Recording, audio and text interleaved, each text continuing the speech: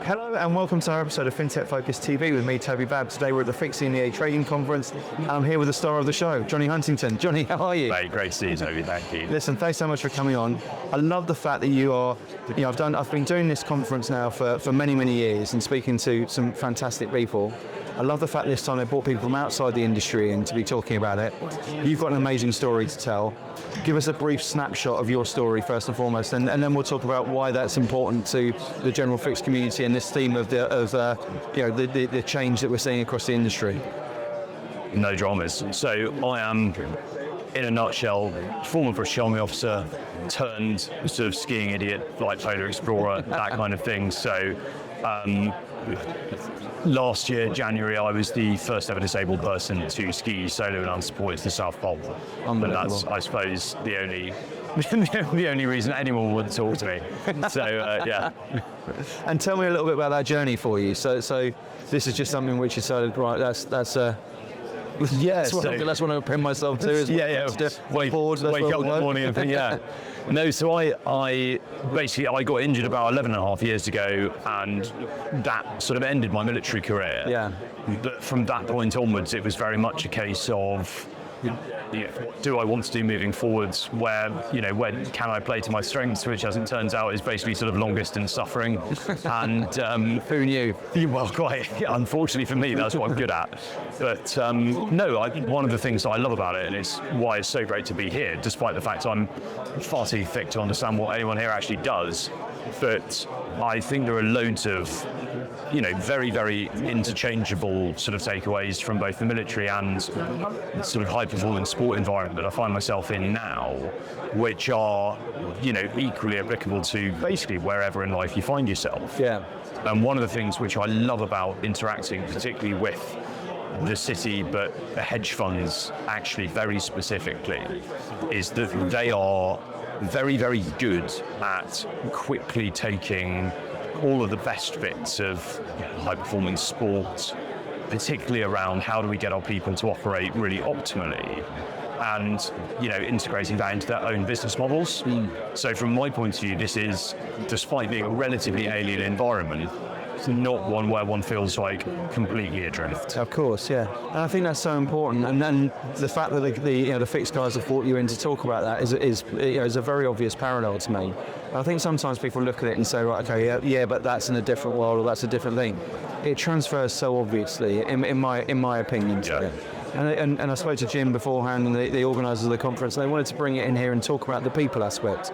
So you started off, you did your keynote, and then you went on to a panel afterwards with someone interviewing you, and you went through and talked a little bit more about the sort of comparisons and how people can really lean into that resilience in a period there where there's so much uncertainty around it. So if you take the messages that you want people to go away and think about, having heard your speech today, summarise, give us the cliff notes of what you'd say some of those takeaways would be. Yeah, I think that certainly from my point of view, in the context of a lot of the stuff being spoken about, the panel prior to me were talking about, integration of AI, quantum computing into how that's going to affect the trading landscape, for example. Yeah. From my own perspective, there is a real imperative, therefore, to ensure that the people-centric aspects of these businesses are really safeguarded. Because the reality to it is, the machines are not going to take over anytime soon. This is a new technology like any other to be integrated into a wide variety of aspects of life. What it actually means is that the people involved in these spaces end up in a place where there is this insane level of uncertainty. What are the implications for my job? What are the implications, therefore, for personal life, etc.? Am I going to have to reskill? All of these things. And for me, a real fundamental about managing any team that's being asked to operate in demanding high-performance circumstances is about mitigating uncertainty around the unknowns. And I think that you look at any of these things within high-performance sports, military, drivers of anxiety, drivers of sort of paralysis. All of these things are caused by simply not knowing what comes next. Like, people are not resistant to change when it's conducted in a manner whereby it's very clearly beneficial for everyone involved. Yeah. So I think for me, a massive part of enabling, whether it is businesses, organizations, whatever, to manage these processes is very simply sort of clear road mapping in terms of what does the future look like at a really practical level for people. Yeah. And then ensuring that those people are bought into the process, understanding of, what that roadmap looks like, etc. It is ultimately actually quite straightforward people management. Yeah. But that element of like change, that element of like lack of surety around stuff, that's the thing which I think throws people for a bit of a loop. Yeah, I agree. And certainly in the military adaptability, one of the 10 principles of warfare, I've been fortunate enough to operate in environments where change and changing environment circumstances is part of your job, is to manage and deal with them. So I think from my perspective, that's certainly something which they're not necessarily complicated to manage, but they are intimidating, they are, scary in the truest sense of the term. So hopefully some of my sort of mutterings about the topic have helped someone today. There's a friend of mine who's writing a book, and I don't know how far it's from, he's been talking about this for years, about the 10 principles of war and how it equates to everything else. And I think, whenever I've spoken to people in the military, I've had people from the SBS, the SAS, Navy SEALs, and I've been fortunate to meet some incredible people across the highest levels of military. And I love the fact about how simplified it comes across, compared to when we talk about it as business. And there's a lot of business speak that comes into it.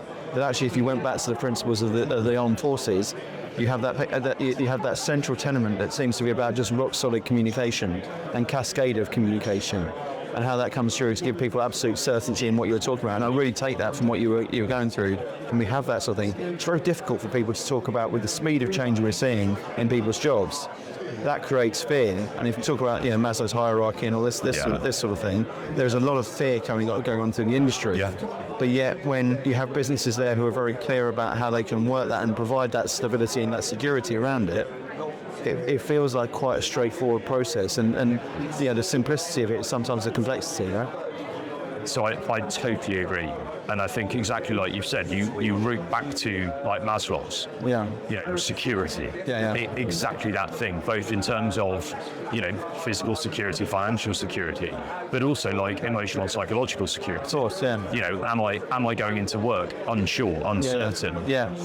And I think exactly as you said, one of the things that the military have to do, and one of the things that I have to do, particularly on expeditions where you can be in the thick of it, in pretty hostile circumstances, is you have to be communicating really, really clearly in terms of, this is the stuff I'm concerned about, this is the stuff which is, going to cause me an immediate problem like today. Yeah.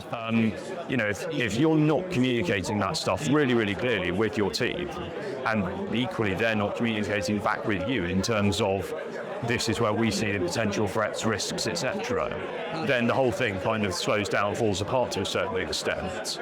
I think exactly as you said, one of the things the military do really well is they make that communication very, very clear. Yeah. I'm terrible for it purely because my vocabulary is too small.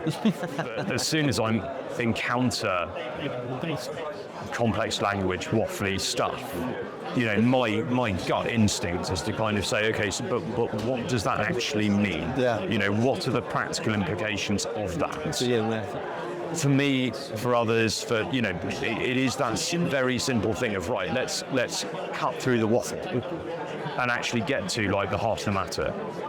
For me, the sort of the military tenet, but specifically like the leadership tenet from the military of like your mission, your men, yourself. Yes. And you look after those things in that order. Yeah.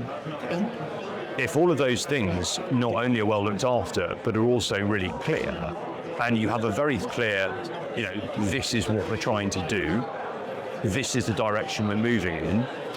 Are all of you happy with that? Right. At that point, my job becomes really, really straightforward. Yeah. Because all I'm doing is basically sitting there and making sure that everyone's moving in the right direction. And they know they can come to me with problems. They know that my job purely is to smooth stuff out and actually facilitate everyone else just getting on with the stuff, which I'm, not equipped in terms of my skill set to actually do. Yeah. There is a reason that we function in teams. Yeah, of course. So, from my point of view, exactly as you say, I think there is possibly a tendency, particularly when things get difficult and emotional, etc., to overcomplicate, procrastinate, wrap stuff up in sort of jargon and lingo, in order to avoid saying no, it's actually really simple. This is what we're doing. I love the tenement you've probably heard of: role clarity, task clarity, and I think that sort of absolute, clear clarity of purpose and clarity of action. And this is what I think sometimes people worry about when they take military lessons over to the business world. Is that sort of purpose-driven thing? We all heard the story about the Kevlar jackets and putting the man on putting the man on the moon and such like here. Businesses aren't quite always black and white on that, but the fundamental parts behind it are absolutely there. You know where you're heading, and everyone's clear on that journey, and there's absolute clarity of what everyone's purpose is on that. I think the military's always done that very well. Where's your expertise and how does that come through? Jonny, as I said before, I could be talking about this race. I've had a couple of waves from behind the camera, which we said will be coming through us on this subject. I'd love to take it up and follow this up and actually do a proper one in more detail on this as well. Mate, that'd be great. But I'm so pleased that FIX brought you into this. I love the fact that this is a conversation that's been so important to today and everything that people are talking about, and it's been wonderful to meet you. So, Jonny, that's awesome. Thanks for your time on it. Great to speak to you, mate. Cheers. And thank you all for watching. We'll see you soon on the next episode of FinTech Focus TV. Thanks a lot.